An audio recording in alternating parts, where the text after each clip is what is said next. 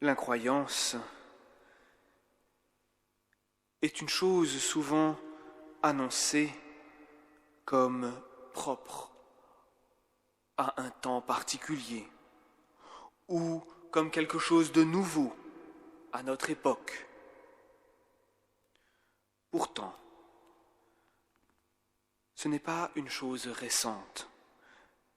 Déjà, Jésus est confronté à la question de ceux de son entourage, à la question de ceux qui se demandent s'il est juste ou non de croire en la parole qu'il prononce au milieu des habitants d'Israël. À cette réponse, il nous pose une question. Si vous ne croyez pas lorsque je vous parle des choses de la terre, comment croiriez-vous quand je vous parlerai des choses du ciel ?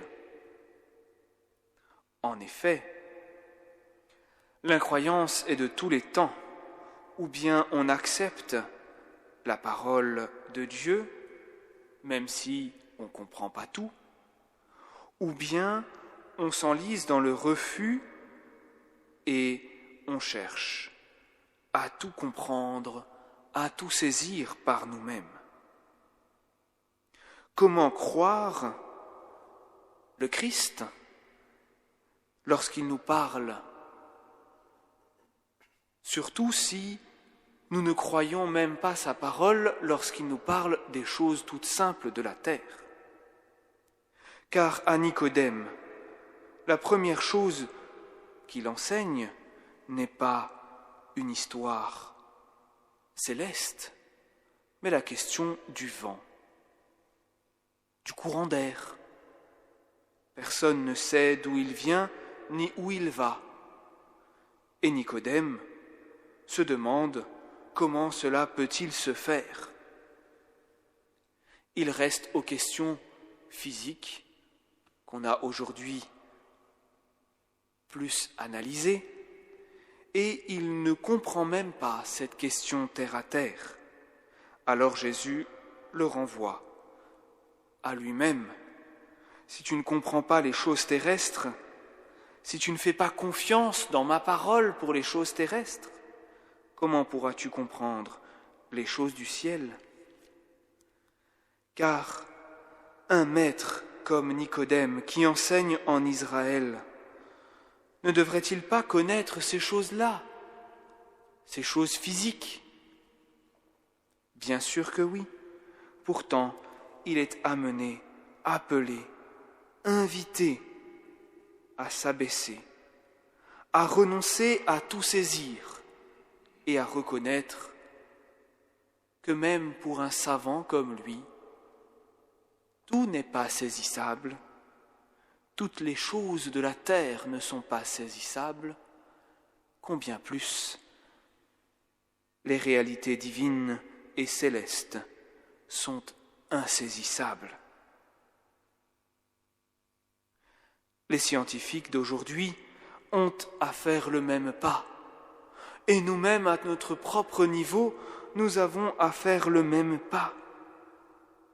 Si nous n'acceptons pas que nous ne pouvons pas saisir toute la complexité de la science terrestre, toute la complexité de la nature, toute la majesté de cette création, comment pourrions-nous comprendre Dieu ?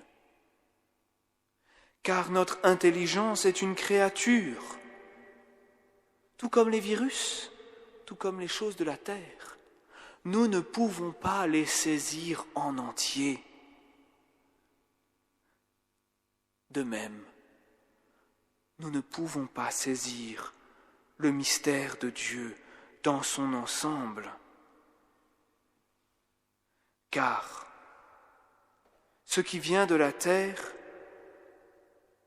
est comme nous. Nous venons aussi de la terre. Nous ne pouvons pas le connaître en entier, car nous parlons des choses que nous connaissons, des choses que nous avons vues. Nous témoignons de ce que nous savons.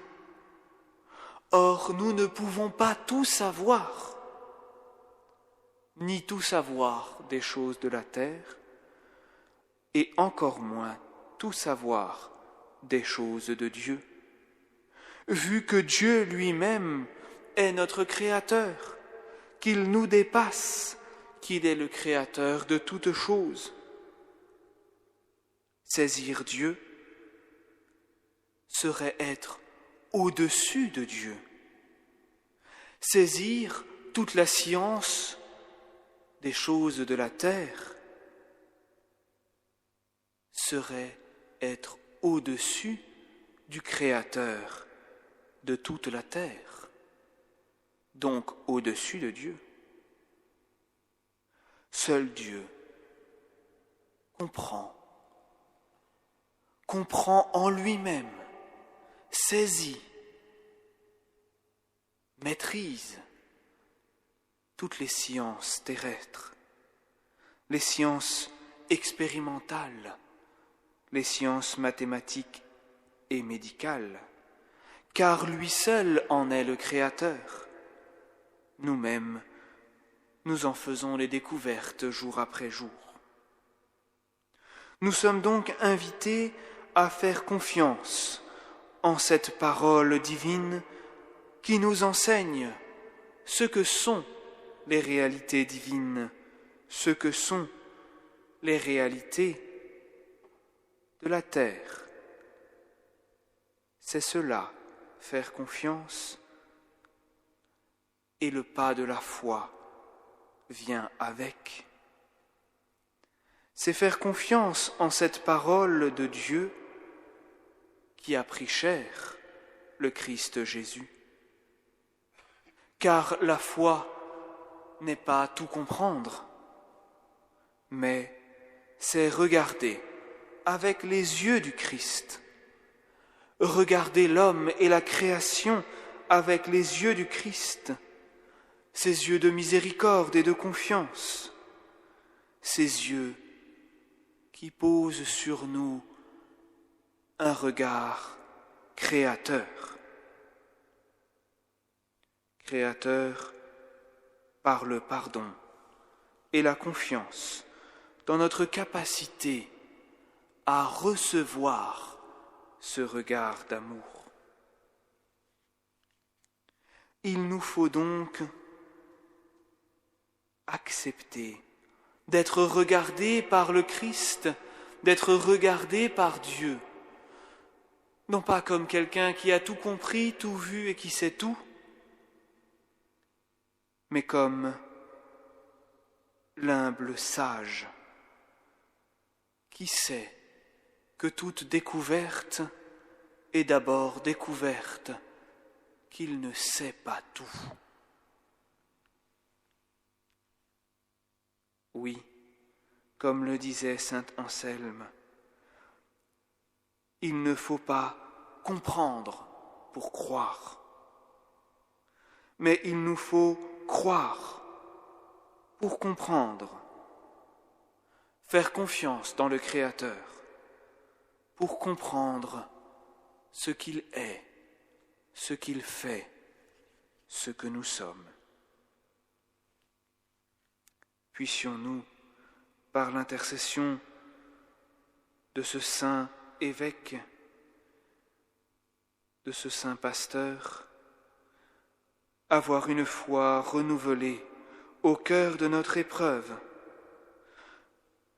pour savourer en nous la parole de Dieu